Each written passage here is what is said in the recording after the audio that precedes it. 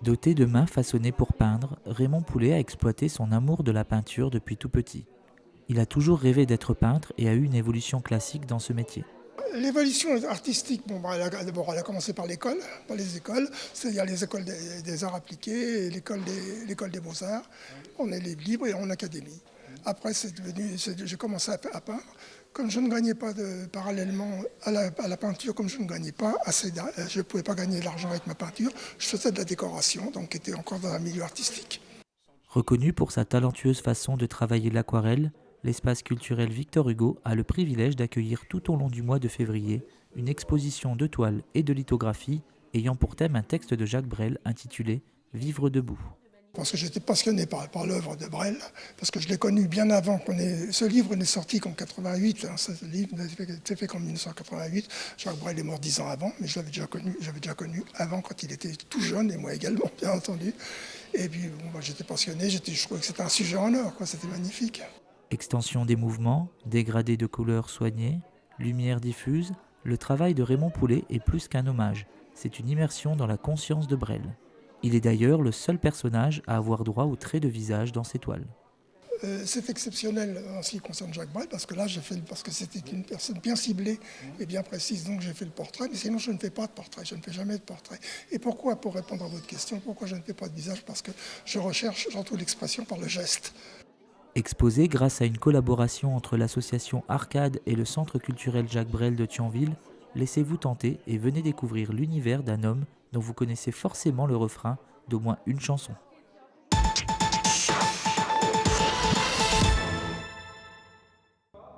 Pour se perfectionner et avoir une autre approche de la danse, rien de tel qu'un stage de danse sur le parquet de Cattenom Loisirs Culture. Les amoureuses de cette discipline, aussi sportive qu'élégante, n'ont pas manqué ce rendez-vous avec Julien Desplantés, danseur de compagnie ou en solo, dont le parcours lui permet aujourd'hui d'être jury pour la Fédération française de danse.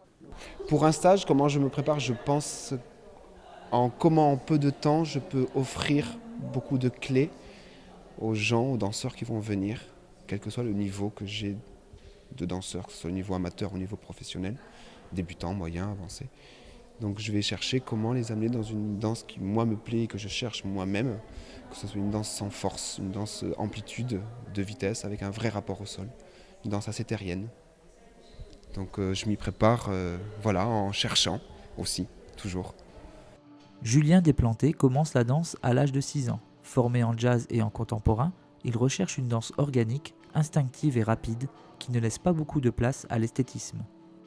Et donc comment vous êtes après venu à la danse contemporaine? Par choix, par goût, parce que j'ai toujours aimé ça. Je trouvais que c'était une danse qui permettait une grande liberté avec une vraie structure à l'intérieur de corps, de technique, une exigence importante, mais mélangée avec une ouverture qui, moi, me plaisait. Malgré une fréquentation plus faible que d'habitude, le stage a tout de même enchanté les participantes qui, du coup, n'ont pas pu se fondre dans la masse. On a une petite appréhension parce que on ne sait pas comment ça va se dérouler le cours, si le niveau de difficulté il est élevé ou pas. Donc il y a cette appréhension, mais ça se dissipe très rapidement une fois qu'on danse.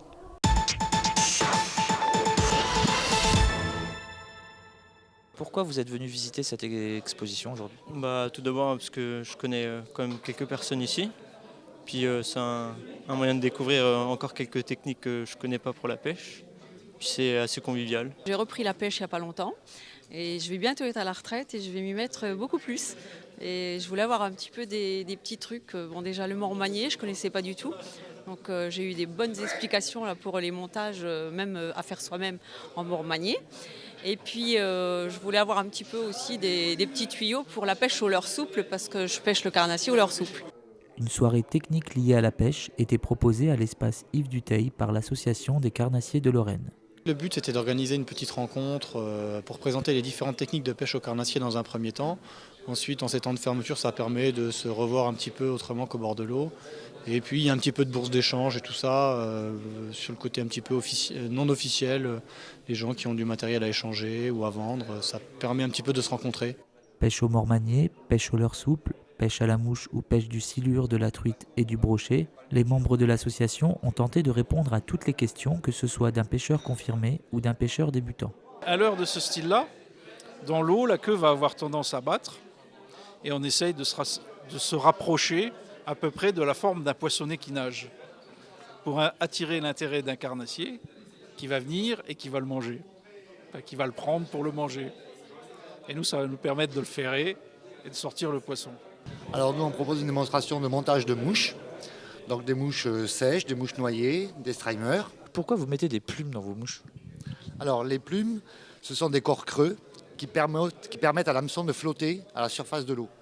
C'est-à-dire qu'on prend une plume, on l'entoure autour de l'hameçon, et quand on va jeter cette plume et cet hameçon sur l'eau, la plume va faire que l'hameçon va flotter pour les mouches sèches qu'on veut laisser en surface. Et le poisson vient en dessous et vient gober la mouche qui est au-dessus. Pour percer ce que les initiés appellent le mystère de la pêche, il arrive même que certains utilisent désormais un sonar dans leurs embarcations. L'important, c'est de connaître la nature des fonds. Pour savoir si c'est très encombré en algues, en herbier. Vous ne pêchez pas avec le même matériel si c'est plein d'herbes que si c'est un fond rocailleux, sableux, si c'est mou, si c'est dur. Si c'est dur ou mou, si c'est de la rocaille ou du sable, les poissons ne seront pas au même endroit. S'il y a de la végétation, les poissons seront cachés dedans. Donc en fait, c'est plus pour connaître les fonds que pour chercher le poisson. Bon, maintenant, quand il y a un poisson, on le sait. Ça nous permet d'avoir une idée de la taille, de la profondeur à laquelle se trouvent les poissons. Ça nous aide à savoir à quelle profondeur il faut pêcher, mais ça ne nous permet pas de savoir qu'est-ce que c'est comme poisson. Voilà. C'est pas de la triche. C'est une aide, mais ça ne fait pas capturer le poisson. On peut jeter ce qu'on veut devant le poisson. S'il ne le veut pas, il ne le veut pas, quoi.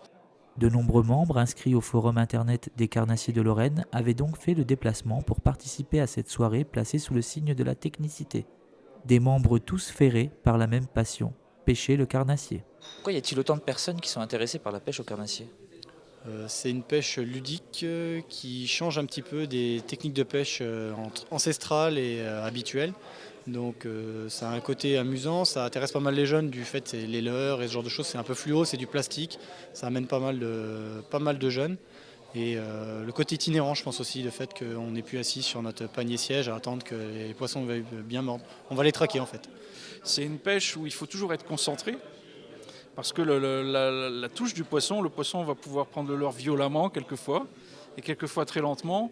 Et à ces moments-là, il faut être très concentré. On est équipé avec des combinaisons pour marcher dans l'eau, parce qu'il faut aller chercher le poisson sur son poste. Et, voilà. C'est presque une chasse autant qu'une pêche, quoi. C'est un mélange des deux.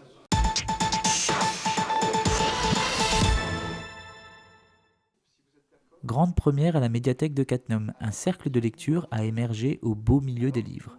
Mais un cercle de lecture, c'est quoi exactement ?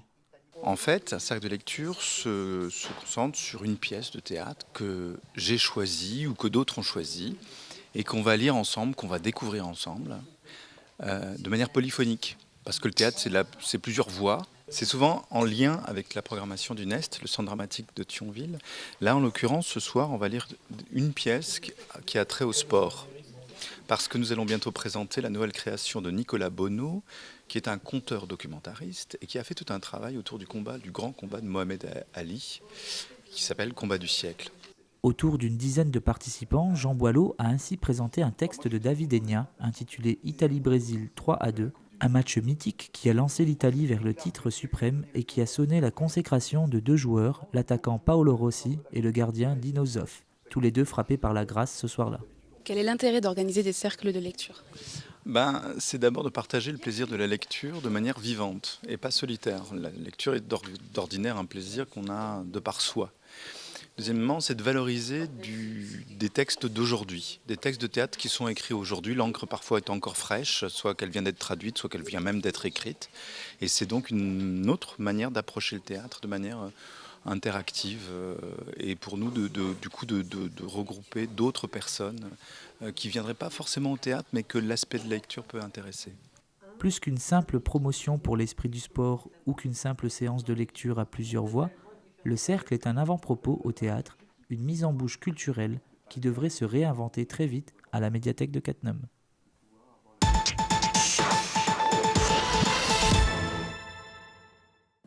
Double session de stage de croquis d'après modèle nu et double chance pour celles et ceux qui les ont tous faits puisqu'ils ont eu le plaisir de croquer un tout nouveau modèle. Comment vous êtes venu à devenir modèle ? Par hasard, c'est vraiment un concours de circonstances, c'est le remplacement d'une amie. Et comme on est toutes les deux un peu dans le domaine artistique, voilà, elle m'a demandé, j'ai dit ok. Inspirée par les positions réfléchies par le modèle avant de venir s'exposer, Les adhérents ont essayé d'atteindre les objectifs qu'ils s'étaient fixés avant de venir. Là, je travaille sur une bande dessinée de façon amateur pour le moment. Et ça permet de corriger toutes des petites erreurs de proportion, des petites erreurs de pose ou de choses comme ça. Donc ça sert à la base du dessin. Je trouve que c'est beaucoup plus facile de travailler sur un mouvement, sur un personnage comme ça, que de travailler d'après photo, parce qu'on sent beaucoup mieux le mouvement. Le bon rapport à la proportion reste la grande qualité à acquérir. C'est à ce moment que l'animateur peut pleinement jouer son rôle. Le rôle de l'animateur ici, n'est pas forcément de leur apprendre quelque chose, c'est juste de leur montrer. Voilà, regardez mieux. Est-ce que vous avez vu cette ligne? Elle n'est pas tout à fait à l'endroit où vous pensiez qu'elle est. Pourtant, elle est sous vos yeux. C'est juste en fait de guider leur regard surtout, mais pas leurs mains. Et pour ceux qui n'ont pas encore percé le secret de réalisation d'un bon croquis, voici la méthode d'un donateur généreux et anonyme. J'essaie de prendre d'abord des proportions, de mettre des traits légers, les traits principaux, en regardant les proportions, les rapports entre largeur et hauteur. Et puis j'affine petit à petit, je place des ombres, et puis j'essaie de donner quelques coups de gomme à la fin pour faire entrer la lumière.